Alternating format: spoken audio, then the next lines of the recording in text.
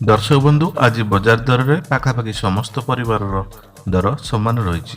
अल्प केतक परिवार दाम रे सामान्य परिवर्तन घटी। तेज चलतु डेरी नक जाणीनम आज परिबा दर केते अछि।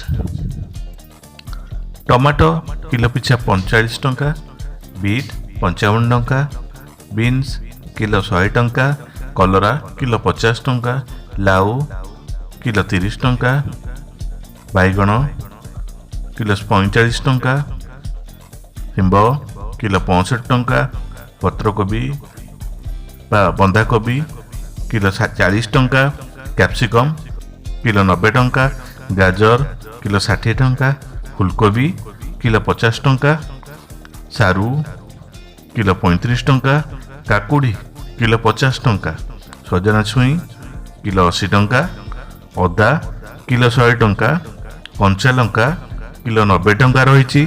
फुलकोबी किलो 40 टंका, भेंडी किलो 55 टंका, धनिया पत्र बिड़ा 8 टंका, पुदीना पत्र बिड़ा 10 टंका, पियाज किलो 60 टंका, कदली मंजा गोटा 10 टंका, आलू किलो 35 टंका, कखारू किलो 40 टंका, मूला किलो 50 टंका, जनी किलो 50 टंका, कुंदुरी किलो 30 टंका जहाँकि पूर्व अपेक्षा 10 टंका कम रही।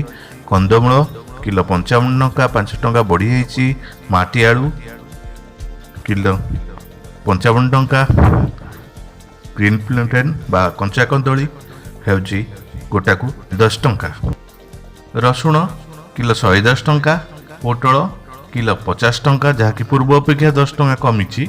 बैगण किलो समान 40 टंका रही।